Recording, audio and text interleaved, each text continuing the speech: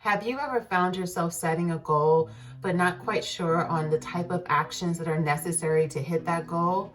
Or you may have actually hit your goals before, but you're not quite sure what you did to make that happen. Today, I'm going to be talking to you about the importance of tracking your business to understand the growth that you're desiring to get or how to replicate what you have already been able to accomplish.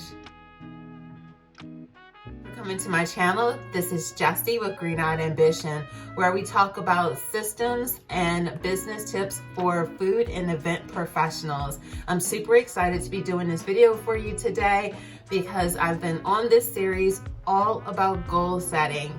On my Instagram and social platforms, I often talk about my goal for this year is to help as many entrepreneurs with taking their business from being a side business to a legit company that has structures and workflows so that you are representing your brand the way that you desire to have it happen. So today I wanted to dig in a little bit deeper onto why it's important to track your goals. Last week I had spoken to you about why to have 90-day plans. Now we're going to dig into it a little bit deeper. So I'll make sure I put a link here so that you can actually, or is a link here, I think, so that you'll be able to watch the video that I did from last week so that you can think about how to create your 90-day plan, and this ties into doing this. All right, I'm ready to get started. Before we get into the 4 main tips that I want to give you today, please make sure you click the like button and subscribe so that you can continue to get great videos like this that can be impactful for food and event professionals looking to level up their business. Let's get into it. The main reason why I wanted to talk about the importance of tracking your activities is because numbers don't lie. It can feel like you're doing a lot of activities, especially when you're really busy, but what may be occurring is that you're not doing enough of the right things, or you might not be doing the right things at all to produce the results that you're wanting to hit. It's easy to say, I want to make $20,000 this month. But if you don't know the actual numbers that help you with making that kind of revenue, then it can feel like I'm doing all this work, but I'm not hitting my goals. I have fell victim to that before, and I'm sure that depending on where you are in your business, you have set this lofty goal and found yourself in a position that the actions that you're doing aren't actually producing this result. So you often hear about tracking is actually mentioned as KPIs, key performance indicators. Please do not feel overwhelmed by these conversations because KPIs are key to you really taking your business from a side hustle and a hobby to a legitimate company.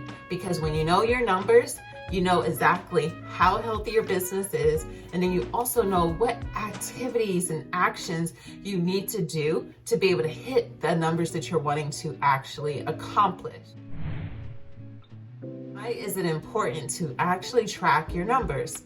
If you are going to have a goal, you want to make sure that you're scheduling activities so that you're working on your business, not working in your business, and not hitting the goals that you want.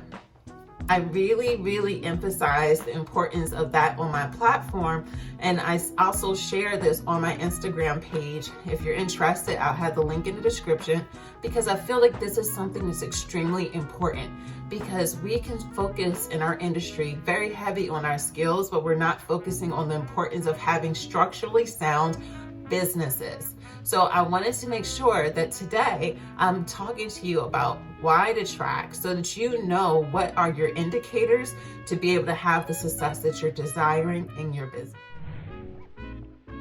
We've spoken about why it's important to track your numbers because numbers don't lie. We're going to dig into financial key performance indicators. So key things that you're wanting to track that are financially based in your business, because it will help you with understanding how healthy your business is. Every industry, there's going to be different numbers that you would want to track. So I'm specifically going to be giving you several of the main ones that I recommend for entrepreneurs that are in the food and event space. I did create a free download that is in my Patreon community, the Hospitality Club. If you look in the description, you'll see how to join the Hospitality Club. It's extremely helpful. We do live Q&As. I create bonus workshops and worksheets for this different YouTube videos so that you are able to get additional support to dig into your business. So some of the key performance indicators that you want to track that are financially based are your profit margins. You want to be able to have clarity on your profit margins and tracking that, because you can have a lot of revenue coming in, but if you're finding that you're spending more because food costs are going up, you may have more employees now, other overhead expenses have gone up, you want to track that, because one, it tells you, do I need to increase my price or do I need to make adjustments? But it also helps you with understanding what are some of the more profitable services that you provide, so that you're tracking it. So then you're able to figure out, how do I want to divide my services or my portfolio or my offering to my customers so that I'm heavily pushing my high profit margin service compared to you always focusing on your low profit margin service. So that's the first one in your financials. The second one that you want to be thinking about is going to be on your receivables. I think it's important to always track that, because in our industry, certain times of the year, we're going to naturally be making more income. For those of you that are more in the weddings, like wedding planners and wedding caterers, you'll find that certain times of the year, you're going to have more revenue. So if you're tracking that, then it helps you of understanding, what are the ebbs and flows of my business? This is where you're really taking ownership of your company. You have to know what are the ebbs and flows of your business. So when you're at a high, then you're kind of saving up money, or that's when you make your big purchases to reinvest back into your business. And then you also will be able to know when are the lower revenue months, so that you are being present to your spending and what's going on. The final financial KPI, and say that fast, I've had to redo this multiple times. So your final financial KPI that I will really want you to start tracking, and it may seem difficult to be able to actually track this, but it really is easy if you have a structure and a system to know where you're getting your leads, and also you're keeping track of your sales calls. So the final one that I wanted to say for your financial numbers to track is going to be your conversion rate, your sales conversion rate, to be able to, one, track where your leads are coming from, because that is extremely important.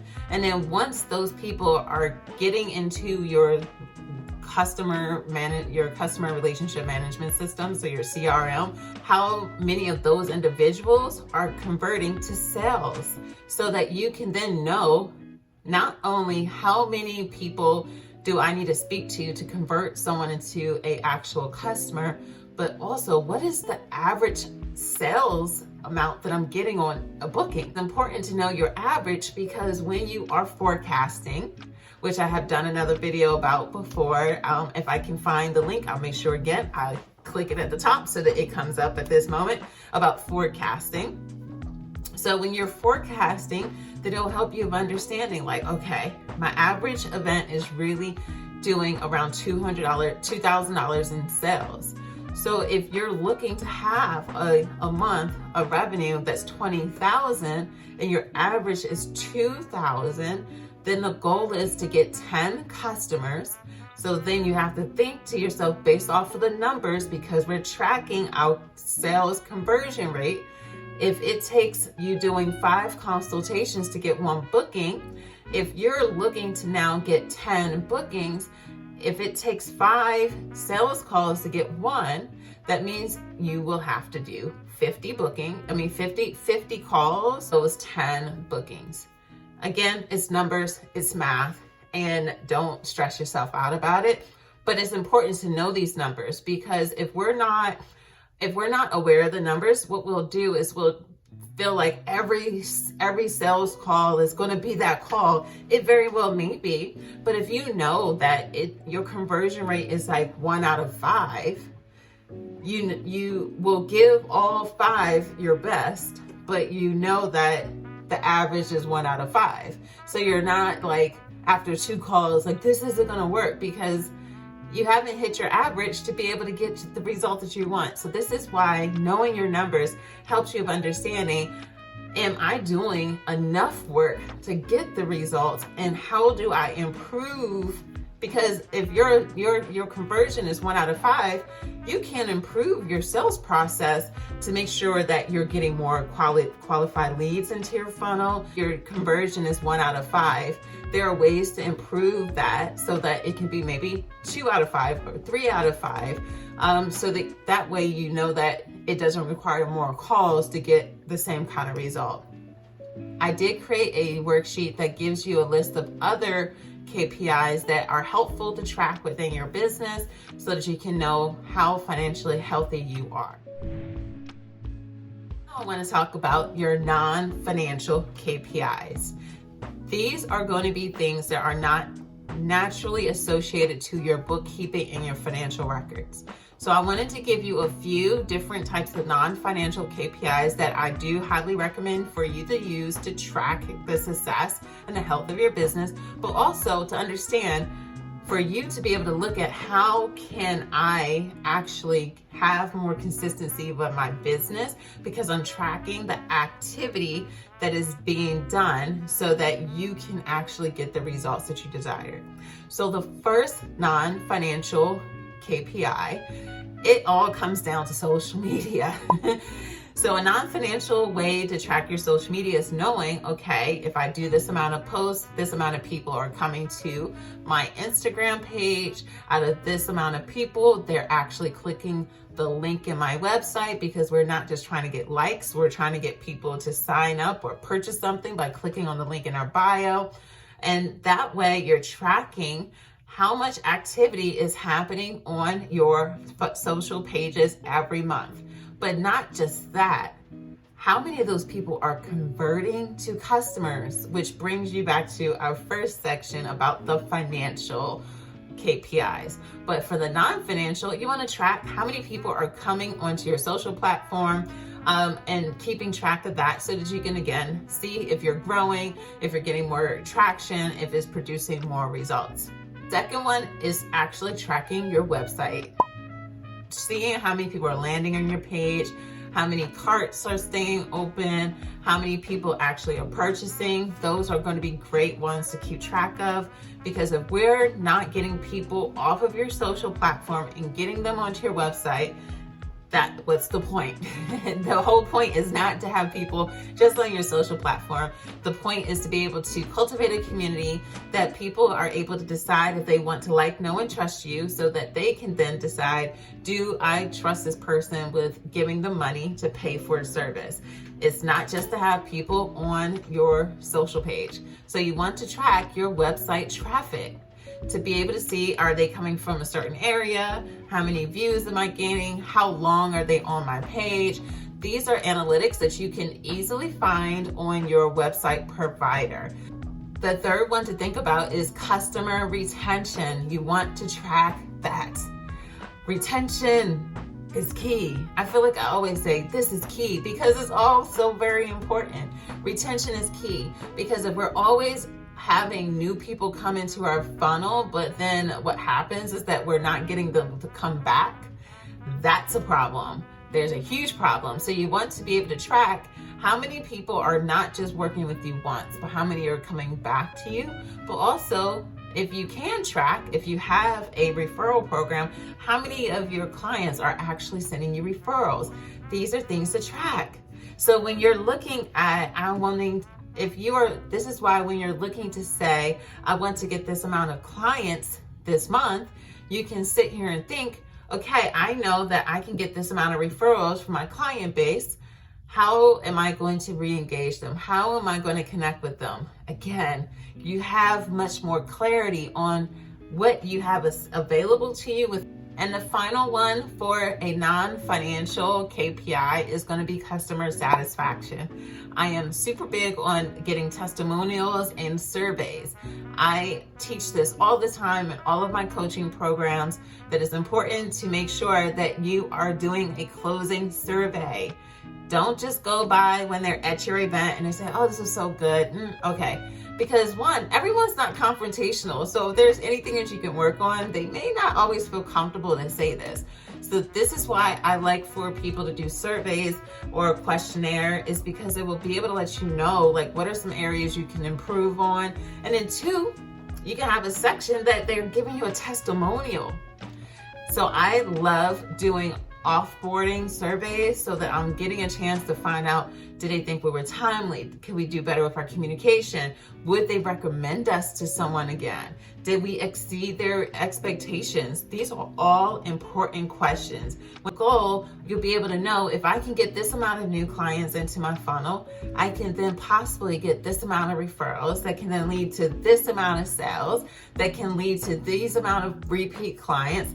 Then it's not, oh my gosh, I need to get sales. How do I get more sales? And I'm like, but do you know how you get sales? That's the thing. This is when we're taking ownership of the businesses that we're wanting to grow. Recap for today. I just want to be able to say, numbers don't lie. This is why we want to track the activities that we're doing to hit the goals that we're wanting to hit in our business. We cannot be running our businesses without knowing the health, the numbers, and how we're getting our results.